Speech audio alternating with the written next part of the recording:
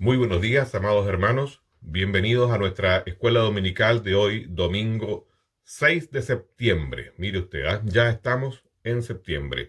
Gracias al Señor por este nuevo día que en su misericordia Él nos concede, en su gracia y en su bondad nos permite poder estar ya dispuestos a estudiar de su santa y bendita palabra.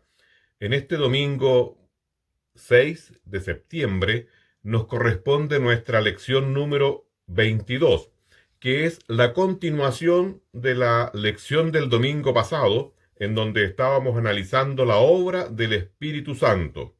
En este domingo vamos a ver la obra del Espíritu Santo como quien da testimonio de Cristo, como maestro y como promesa, con el objetivo obviamente de conocer aún más de la persona del Espíritu Santo. Amados hermanos, les voy a invitar a que nos pongamos en acción reverente y en esa posición reverente podamos orar al Señor para que Él nos dirija en su misericordia en esta mañana. Padre misericordioso, delante de tu presencia, Señor, en esta hora, queremos orar, Señor, queremos presentarnos delante de ti en el nombre glorioso de Jesucristo, nuestro Señor y Salvador, en cuyo nombre y en cuyos méritos nos confiamos y nos presentamos delante de tu divina presencia. Padre misericordioso, agradeciéndote este nuevo día que tú nos provees en tu amor y en tu misericordia, y al mismo tiempo rogándote, Señor, que tú bendigas nuestra vida en esta escuela dominical. Tú bendigas, Señor, al maestro que ha de exponer tu palabra, como al mismo tiempo a cada uno de los alumnos, Señor, conectados en diferentes partes de nuestra ciudad o de nuestro país, incluso internacionalmente. Padre celestial, donde quiera que se encuentre cada uno, Señor, tu bendición vaya siendo sobre ellos. Por tu Espíritu Santo, tú vayas revelando a nuestras vidas, Señor, el contenido de tu palabra y la enseñanza que nos conviene a cada uno de nosotros, Señor, delante de tu presencia. Rogamos, Padre celestial, que tú bendigas de especial manera esta escuela dominical. Te lo pedimos, Señor, en el nombre de Jesús nuestro Salvador. Amén. Amados hermanos, el domingo pasado estuvimos viendo en la lección número 21 todo lo que tenía que ver con la obra del Espíritu Santo antes de Pentecostés.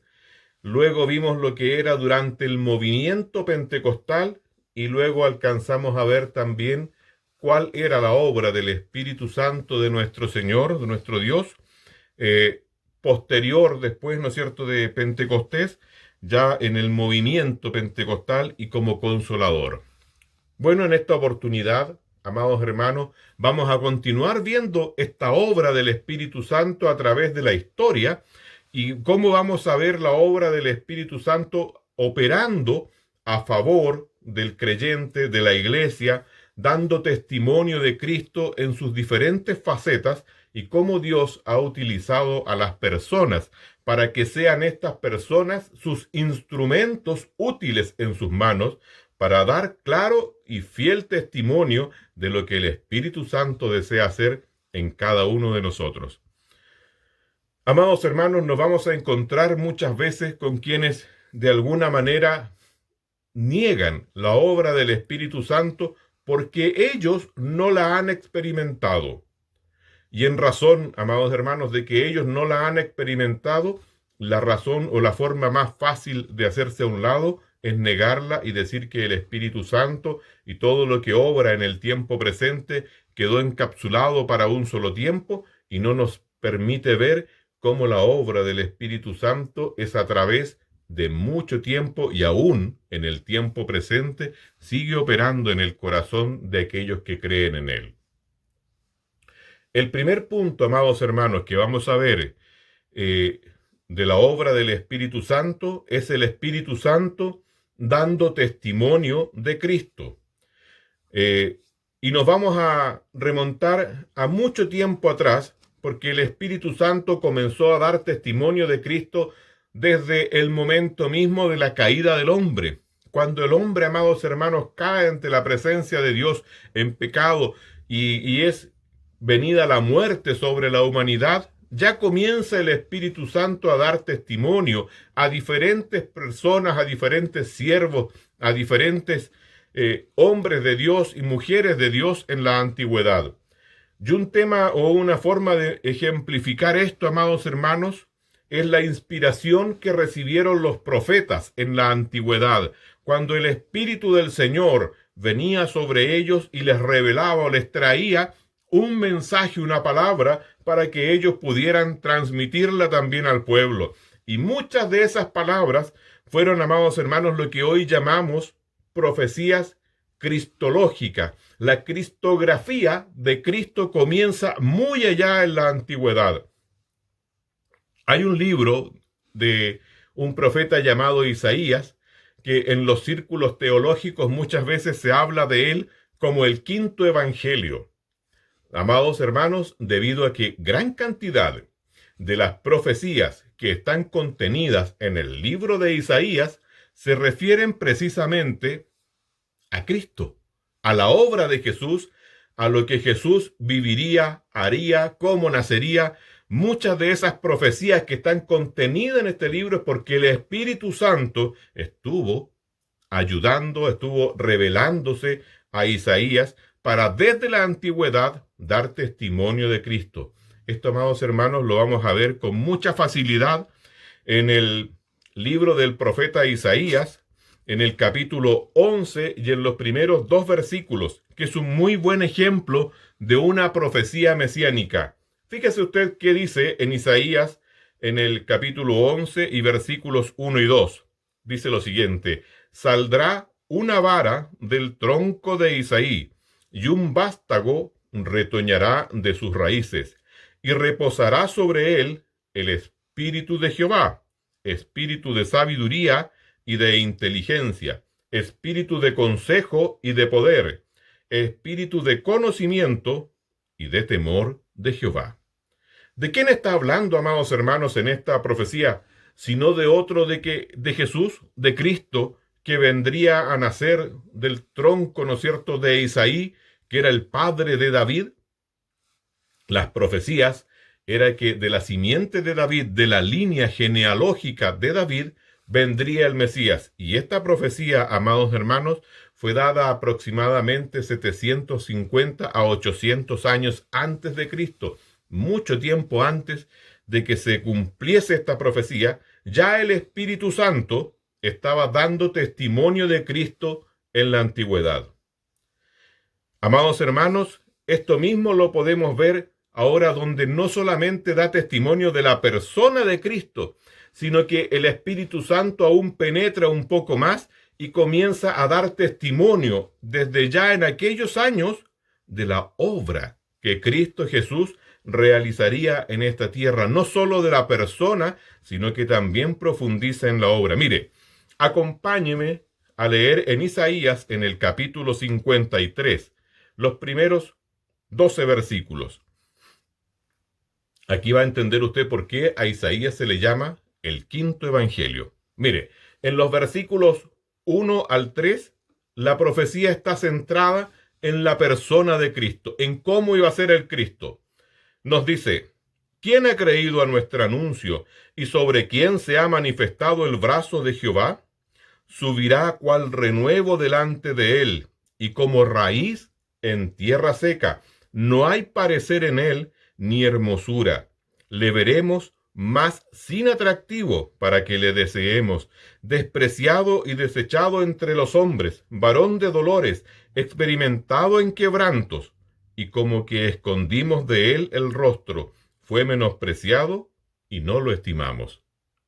Amados hermanos, ahí está describiendo la forma física de la persona de Cristo, dando testimonio el Espíritu Santo a través del profeta Isaías. Muchas veces nosotros queremos imaginarnos a un Jesús alto, rubio, de ojos azules, como un actor de cine. Pero la palabra nos dice que le veremos sin hermosura, para que no le deseemos físicamente, porque su perfección es en el Espíritu. Su perfección es un ámbito espiritual. Por eso que el profeta dice que sería como una raíz en tierra seca, una raíz con poca agüita. Amados hermanos, vamos ahora avanzando. Vamos al versículo 4 y al 7. vamos a encontrar cómo nos describe ahora la obra de Cristo. Fíjese que la obra redentora está muy bien descrita en los siguientes versículos y nos dice así: ciertamente llevó él nuestras enfermedades y sufrió nuestros dolores, y nosotros le tuvimos por azotado, por herido de Dios y abatido. Mas él herido fue por nuestras rebeliones, molido por nuestros pecados. El castigo de nuestra paz fue sobre él, y por su llaga fuimos nosotros curados.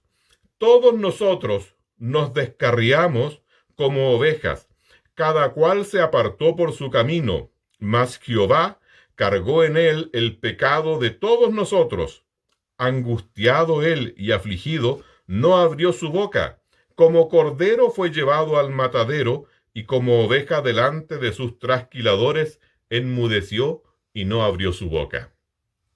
Amados hermanos, aquí está la obra redentora de Cristo, como Él llevaba nuestras culpas, como Él llevaba nuestros pecados, como Él llevó la enfermedad más grande que puede tener la humanidad, y que es, amados hermanos, la enfermedad del pecado, cuyo resultado es muerte.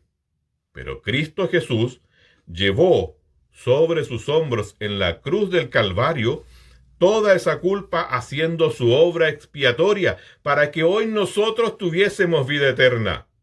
Para nosotros, amados hermanos, tal vez resulte fácil poder leer esto y poder darnos cuenta que está referido a la obra de Cristo, pero es el Espíritu Santo el que está hablando 700 años antes que esto sucediera, y está diciendo cómo habría de suceder. Si nosotros miramos los evangelios y vemos, amados hermanos, cómo fueron dados los hechos posteriores, vamos a encontrar que esta profecía tiene un cabal cumplimiento, porque es el Espíritu Santo quien da testimonio de Cristo desde la antigüedad. Qué maravilloso esto, ¿eh? En el versículo 8 y el versículo 10, amados hermanos, nos muestra cómo sería la muerte de Cristo. Por cárcel y por juicio fue quitado. Y su generación, ¿quién la contará? Porque fue cortado de la tierra de los vivientes, y por la rebelión de mi pueblo fue herido, y se dispuso con los impíos su sepultura, mas con los ricos fue en su muerte, aunque nunca hizo maldad, ni hubo engaño en su boca. Con todo eso, Jehová quiso quebrantarlo, sujetándole a padecimiento. Fíjese, amados hermanos, los detalles que el profeta Isaías, inspirado por el Espíritu Santo, da a conocer referente a la muerte y a la sepultura de nuestro Señor Jesucristo. Fíjese usted de la expresión que dice: y se dispuso con los impíos su sepultura, porque él murió en medio de dos hombres que estaban condenados por delitos, eran delincuentes. Nosotros hablamos siempre de uno que era el buen ladrón, ¿no es cierto? Porque estando ahí colgado se arrepintió. Y luego dice: más con los ricos fue en su muerte. Porque para que usted sepa, amados hermanos, el sepulcro en donde fue llevado el Señor Jesús, un sepulcro que estaba cavado en la tierra, amados hermanos, pertenecía a un hombre muy rico llamado José de Arimatea, quien dispuso ese sepulcro que no estaba utilizado para que fuese el sepulcro donde fuesen puestos los restos mortales de Cristo Jesús. Solo duró allí 3 días, porque al tercer día dice su palabra que resucitó de los muertos. Y fíjese que esta resurrección también es anunciada por el profeta Isaías. Por lo tanto, el Espíritu Santo da testimonio de Cristo, y, amados hermanos, da testimonio no solo de su muerte, sino que también de su resurrección. Vaya usted conmigo a los versículos 10, la segunda parte, y el versículo 11. Dice lo siguiente: cuando haya puesto su vida en expiación por el pecado, verá linaje, vivirá por largos días, y la voluntad de Jehová será en su mano prosperada. Verá el fruto de la aflicción de su alma y quedará satisfecho. Por su conocimiento justificará a mi siervo justo a muchos, y llevará las iniquidades de ellos. Amados hermanos, fíjese usted que después de ver la muerte, después de poner su vida en expiación por el pecado, vivirá por largos días. O sea, está explícito el hecho de la resurrección, porque habiendo puesto su vida hasta la muerte, luego nos dice que vivirá por largos días, y ahí nos está mostrando de manera especial, maravillosa, cómo Cristo habría de resucitar. Amados hermanos, los discípulos no entendieron esto. Cuando fueron al sepulcro y cuando el hombre les dice, ¿por qué buscáis entre los muertos al que vive? El hortelano que cuidaba ese lugar. Amados hermanos, ellos todavía no entendían. Ellos todavía no se daban cuenta. ¿Se acuerda usted de los dos caminantes que iban camino a Emaús cuando Jesús se les aparece y se va con ellos caminando un rato por el camino? ¿Se acuerda usted que ellos conversaban de lo que había sucedido, pero no entendían las escrituras de que era necesario que el Cristo padeciera estas cosas, que estaban anunciadas y que habían sido dado testimonio por el Espíritu Santo de Cristo muchos años antes? Pero ellos no lo entendían todavía hasta ese momento. El Espíritu Santo, amados hermanos, da testimonio de Cristo también de su glorificación. Y en el versículo 12 del capítulo que estamos leyendo, el número 53, nos vamos a encontrar con que nos dice lo siguiente: por tanto, yo le daré parte con los grandes, y con los fuertes repartirá despojo, por cuanto derramó su vida hasta la muerte, y fue contado con los pecadores, habiendo él llevado el pecado de muchos y orado por los transgresores. Viene a mi mente y me recuerdo, amados hermanos, de las últimas palabras de nuestro Señor Jesús cuando dice: no les tomes en cuenta este pecado. ¿No está orando por los transgresores? Bendito sea el Señor, y cómo el Espíritu Santo, amados hermanos, está dando testimonio de Cristo a través de estas cosas. Esto mismo usted lo puede encontrar, o de manera similar, ¿no es cierto? Lo puede encontrar en el Salmo número 110, donde también encontrará la profecía de la obra redentora de Cristo y su posterior glorificación. Hechos, amados hermanos, donde el Espíritu Santo está dando en la antigüedad testimonio de Cristo. En el Evangelio de Lucas vamos a encontrar en los primeros 2 y hasta los 3 primeros capítulos, vamos a encontrar cómo el Espíritu Santo da testimonio acerca de la venida de Cristo por medio de Juan el Bautista. ¿Se acuerda usted, amados hermanos, que el niño salta en el vientre de Elizabeth, su madre, cuando se acerca a María, que recién había concebido en el Espíritu Santo? Ahí estaba dando testimonio Juan el Bautista, aún antes de nacer. ¿Por qué? ¿Cómo lo hacía? Porque el Espíritu Santo, amados hermanos, se lo estaba mostrando, se lo estaba revelando. El Espíritu Santo era el que estaba dando testimonio a través de Elizabeth en Lucas capítulo 1, versículo 43. Elizabeth tiene la siguiente exclamación cuando recibe a María, que venía encinta, ¿no es cierto?, porque había concebido en el Espíritu Santo. Y dice: ¿por qué se me concede esto a mí, que la madre de mi Señor venga a mí?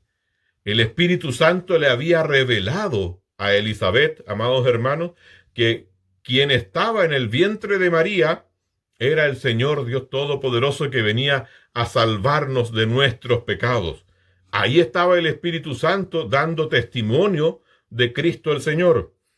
Amados hermanos, Zacarías, el padre de Juan el Bautista, dice la palabra que fue lleno del Espíritu Santo, y si usted va al versículo 68 del capítulo 1, va a encontrar que dice: bendito el Señor Dios de Israel, que ha visitado y redimido a su pueblo, y nos levantó un poderoso Salvador en la casa de David, su siervo. ¿Cómo formas en que el Espíritu Santo está dando testimonio de la pronta manifestación de Cristo el Señor aquí en la tierra? Cuando se presenta a Jesús en el templo para ser circuncidado, había, amados hermanos, 2 ancianos muy ancianitos. Se calcula que Ana, la mujer, debe haber tenido en aquellos años cerca de 96 a 104 años. Más o menos, para la época, una edad avanzadísima. Y Simeón, que era el otro anciano, se calcula que era un hombre de más de 80 años. Amados hermanos, para la época, vivir esa cantidad de años era algo ya increíble.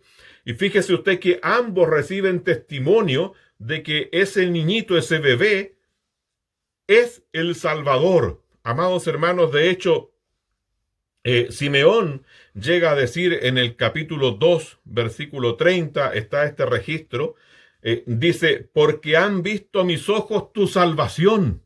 Simeón dice que ya puede morir en paz, que él ya puede cerrar sus ojos porque ha visto la salvación, porque sus ojos han visto la salvación que Dios ha mandado sobre su pueblo Israel, quien nos salvará de nuestros pecados.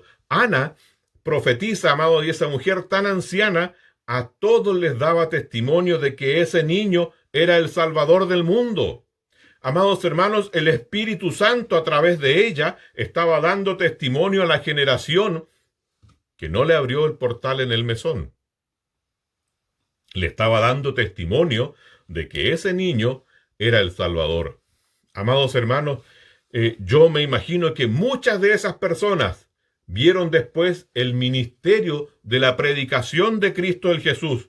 Y amados hermanos, todos ellos de alguna manera habían recibido testimonio a través del Espíritu Santo de que Cristo Jesús era el Salvador del mundo, porque el Espíritu Santo había dado testimonio a diferentes personas. Por eso, amados hermanos, uno de los roles de la obra que hace el Espíritu Santo es dar testimonio de Cristo. Por eso el Señor Jesús en Evangelio de San Juan, en el capítulo 16, versículo 13 en adelante, afirma que la obra del Espíritu Santo no es hablar por sí mismo, sino solo de aquello que el Padre y el Hijo le digan que haga. Lea usted esos versículos, dicen lo siguiente: pero cuando venga el Espíritu de verdad, Él os guiará a toda la verdad, porque no hablará de su propia cuenta, sino que hablará todo lo que oyere, y os hará saber las cosas que habrán de venir. Él me glorificará, porque tomará de lo mío y os lo hará saber. Todo lo que tiene el Padre es mío. Por eso dije que tomará de lo mío y os lo hará saber. Amados hermanos, confirmando el Señor Jesús que el Espíritu Santo da testimonio de Cristo Jesús, porque habla lo que el Padre y el Hijo quieren que hable. Y así es como el Espíritu Santo va dando, a través de la historia, va dando testimonio de Cristo.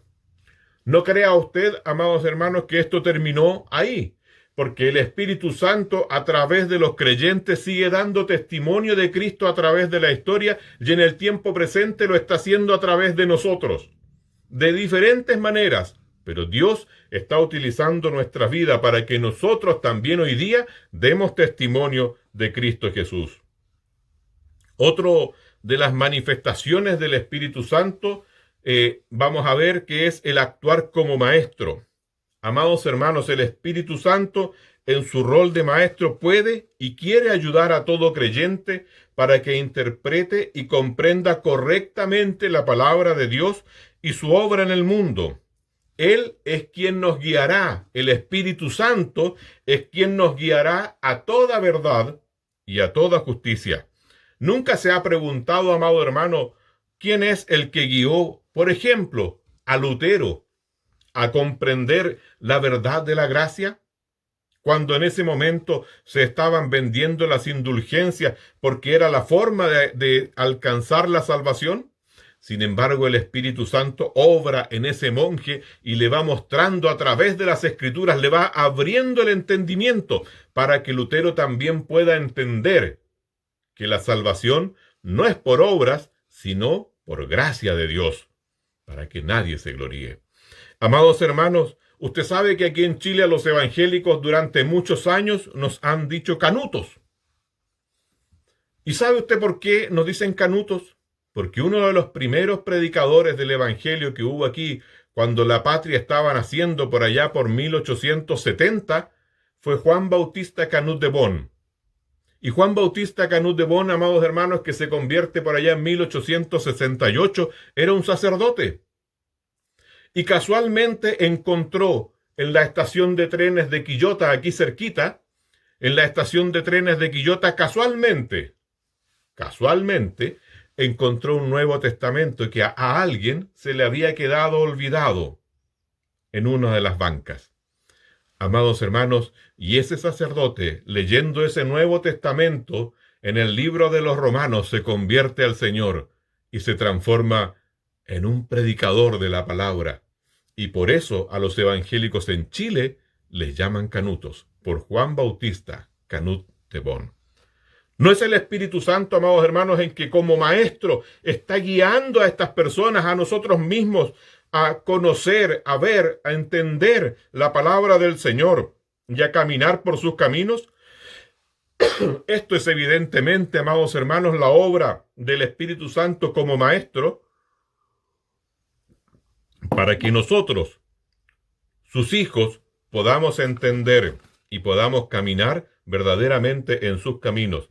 Fíjese usted, amados hermanos, que esta promesa de ayudarnos en este trabajo no nos exime de la obligación como creyentes de leer su palabra y estudiar su palabra con ahínco, con dedicación, con mucha oración para que el Espíritu Santo se revele a nuestras vidas. Amados hermanos, es indudable que el Espíritu Santo siempre nos va a ayudar, siempre va a estar atento a nuestra necesidad y va a poner palabras en nuestra boca, pero cada uno de nosotros tenemos que tener ese hábito, ese amor por la palabra de Dios, porque si amamos a Dios, también amamos su palabra. Fíjese usted, amados hermanos, lo que dice el apóstol Pablo en primera a los Corintios, en el capítulo 2 y en el versículo 5.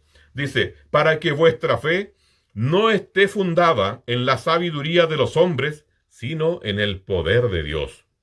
Y luego agrega en el mismo capítulo 2, en el versículo 13, dice, lo cual también hablamos, no con palabras enseñadas por sabiduría humana, sino con las que enseña el Espíritu, acomodando lo espiritual a lo espiritual. Amados hermanos, por lo tanto, el creyente debe ocuparse y debe preocuparse de estudiar la palabra del Señor, de buscar en la palabra del Señor la sabiduría que se necesita, que no se aprende humanamente, que no es la sabiduría científica que se pueda enseñar en una universidad, sino que esto, amados hermanos, es un contenido espiritual, acomodando lo espiritual a lo espiritual. Esto no tiene, amados hermanos, nada que ver con nuestras capacidades intelectuales. Nosotros podemos pensar muchas veces erróneamente que esto depende de cuántos estudios tengamos, estudios formales, de cuántas carreras hayamos estudiado en la universidad, de qué tan bien sepamos leer, de qué tan buenos seamos para las matemáticas. No, hermanos. Esto tiene que ver con un proceso espiritual que lleva al cristiano ante la presencia de Dios. Por lo tanto, amados hermanos, no tiene nada que ver con las cosas humanas o con el conocimiento humano o con lo profesional que pueda hacer una persona, sino que esto, amados hermanos, el Espíritu Santo tiene un trato individual con cada uno de los cristianos en este proceso de aprendizaje, y en este proceso de aprendizaje es el Espíritu Santo el que se va revelando hacia sus vidas.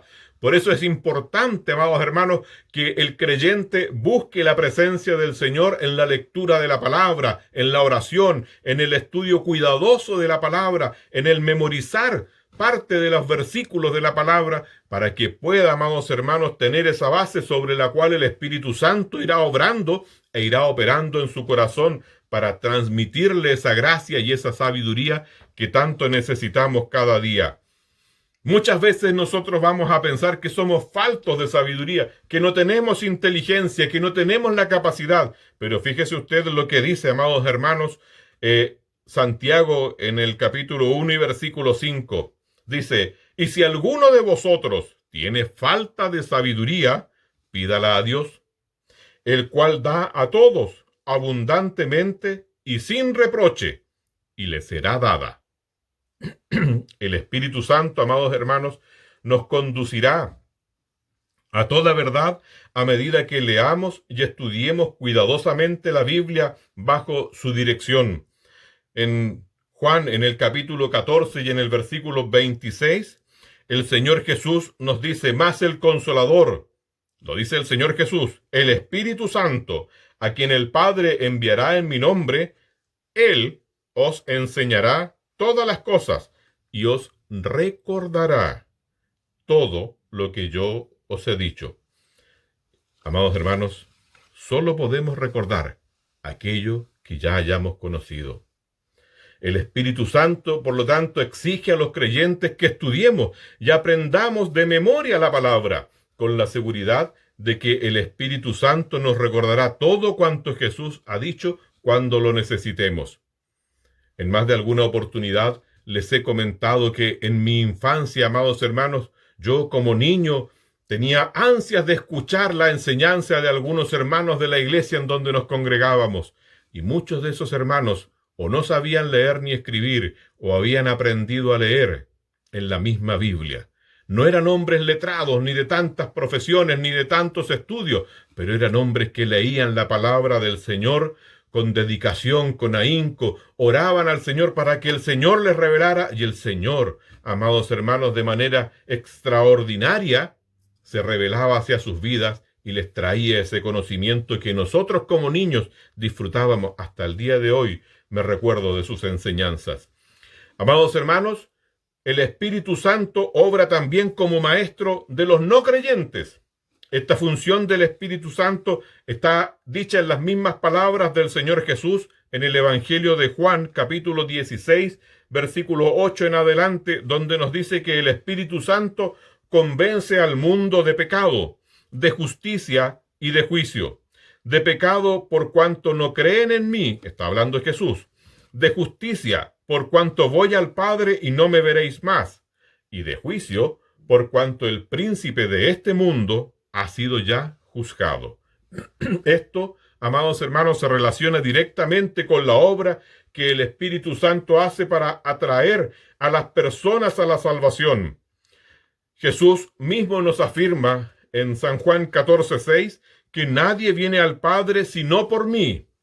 Y amados hermanos, en el capítulo 6 y el versículo 44 del Evangelio de Juan, es aún más rotundo cuando nos dice: ninguno puede venir a mí si el Padre que me envió no le trajere. ¿Y por medio de quién opera el Padre? Por el Espíritu Santo. Es el Espíritu Santo el que trae al ser humano hacia Dios.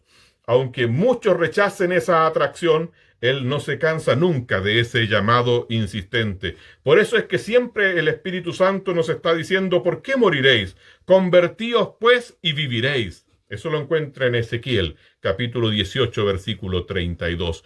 Amados hermanos, si usted quiere ver que su clase de escuela dominical crezca, que lleguen más alumnos, que haya más personas, no es su esfuerzo propio. Es el Espíritu Santo el que trae, amados hermanos, esos alumnos. Es el Espíritu Santo el que trae esos nuevos convertidos a la iglesia, porque obra también como maestro de aquellos que aún no creen. Los convence de pecado, de juicio, los guía al arrepentimiento y los trae a los pies de Jesucristo. Último, amados hermanos, vamos a ver la obra o el accionar del Espíritu Santo como promesa en el creyente. Amados hermanos, el Espíritu Santo está dado hacia el creyente como una promesa, una garantía. Cuando antiguamente, amados hermanos, se comprometían los matrimonios, había una garantía, había una promesa, había un acto, había un hecho que se traspasaba desde el novio hacia la novia. Hoy día, amados hermanos, se hace un intercambio de argollas, ¿no es cierto? Y cuando se ponen de novios y ponemos ya la fecha final del matrimonio, hay una argolla que se compromete en algunos casos, ¿no es cierto?, como una garantía de que va a llegar un momento en que esa pareja va a contraer matrimonio efectivamente. Bueno, amados hermanos, el Espíritu Santo actúa como esa garantía. El apóstol Pablo lo llama las arras del Espíritu, que es como la marca, el depósito inicial de esa posesión adquirida por Dios. Amados hermanos, opera en el creyente para que nosotros podamos tener esa muestra, ese sello. Usted hoy día puede distinguir una botella de bebidas de Coca-Cola fácilmente porque tiene una marca que la identifica como una botella de Coca-Cola. Bueno, amados hermanos, eso hace el Espíritu Santo en el creyente. Es las arras del Espíritu. Vaya usted conmigo, amados hermanos, a Efesios en el capítulo 1, versículos 13 y 14. En él también vosotros, dice Pablo, habiendo oído la palabra de verdad, el evangelio de vuestra salvación, y habiendo creído en él, fuisteis sellados con el Espíritu Santo de la promesa, que es las arras de nuestra herencia, hasta la redención de la posesión adquirida para alabanza de su gloria. El Espíritu Santo, amados hermanos, es lo que nos distingue. El Espíritu Santo es lo que nos marca y nos hace dar testimonio abierto de que somos posesión de Dios. Ese sello, esa marca que existe en el creyente, amados hermanos, distintiva, es lo que nos permite ahora poder ser reconocidos como esa posesión adquirida por Dios. Por eso que la palabra del Señor nos dice en la boca de Jesús que cuando Él venga en su segunda venida, dice, me tomaré a mí mismo. Amados hermanos, quien no posea el Espíritu Santo no podrá responder entonces a ese momento en que sea el rapto, porque no tiene las arras del Espíritu. Por eso es importante que el creyente, amados hermanos, entregue su corazón para que el Espíritu Santo habite en nosotros. El Espíritu Santo habita en nosotros desde el momento en que hemos recibido al Señor Jesús como nuestro Señor y Salvador y se transforma, amados hermanos, en esas arras del Espíritu que menciona Pablo. También lo podemos ver en 2 Corintios, en el capítulo 5, desde los versículos 1 al 10. Amados hermanos, donde nos dice de manera central, mas el que nos hizo para esto mismo es Dios, quien nos ha dado las arras del Espíritu. Amados hermanos, esa marca distintiva del creyente que es reconocida por Dios para que todo aquel que tiene esas arras del Espíritu, amados hermanos, es parte de esa posesión adquirida por Dios. Nosotros no nos damos cuenta, nosotros no percibimos estas cosas porque es algo, amados hermanos, que sucede y que lo llevamos en nuestras vidas. Nosotros gozamos de la presencia del Espíritu Santo, pero amados hermanos, acomodando lo espiritual a lo espiritual, Dios es el que percibe, ¿no es cierto?, estas cosas, y Él verdaderamente distingue a aquel que verdaderamente es de Dios de aquel que simplemente no es más que un lobo vestido con pieles de oveja. Amados hermanos, yo le invito en esta mañana a que usted pueda buscar cada día. Si usted aún no ha recibido al Señor Jesús en su corazón, esta es la mañana oportuna. Hoy es el día especial. No mañana, hoy es el día especial para que usted abra su corazón, no solamente su mente, sino su corazón, y usted reciba a Cristo el Señor como su Señor y su Salvador, y podrá gozar del Espíritu Santo en su vida. Busque, amados hermanos, el bautismo en el Espíritu Santo. Muchas veces nos han dicho que en el tiempo presente el Espíritu Santo ya no obra como antes. Muchas veces nos han dicho que en el tiempo presente el Espíritu Santo ya no hace milagros porque ya no son necesarios. Pero, amados hermanos, permítame decirle, eso es mentira. Porque muchas veces quienes no han vivido la experiencia del Espíritu Santo, lo más cómodo es negarla. Pero, amados hermanos, el Espíritu Santo guía al creyente a toda verdad y a toda justicia y nos permite ver hoy en el siglo XXI, nos permite ver, amados hermanos, milagros, proezas, prodigios hechos por el Señor a través del Espíritu Santo en su vida. Si usted aún no conoce al Señor Jesús como su Señor y Salvador, podemos garantizarle que Dios hará un milagro en su vida el día en que usted se entregue a Cristo como su Señor y Salvador. Le reconozca a Él en sus vidas, Dios hará un milagro también en su vida. Quisiera invitarle, amados hermanos, a que oremos un momento al Señor para que Él bendiga esta su palabra y se haga vida en nuestros corazones. Padre misericordioso, delante de tu presencia, Señor, queremos postrarnos y queremos rogarte, Señor amado, en el nombre de Jesús, que tu palabra, Señor, continúe hablando a nuestros corazones, que lo que el maestro, el profesor, Señor, en este día no ha sido posible dar a entender, Señor, tu Espíritu Santo vaya revelándolo al corazón de cada uno de nuestros hermanos, Señor, distribuidos a través de todo nuestro país y en el extranjero. Padre misericordioso, obra misericordia en medio de tu pueblo y sigue guiándonos en el tiempo presente, Señor, a toda verdad y a toda justicia, que nuestros pies puedan caminar, Señor, por tus caminos y podamos, Padre Celestial, obrar siempre en tu divina y santa voluntad. Rogamos, Padre Celestial, tu bendición sobre nuestras vidas, en el nombre de Jesús, nuestro Salvador. Amén. Amén. Que Dios les bendiga, hermano, y que Dios les guarde. Sean todos ustedes muy bendecidos.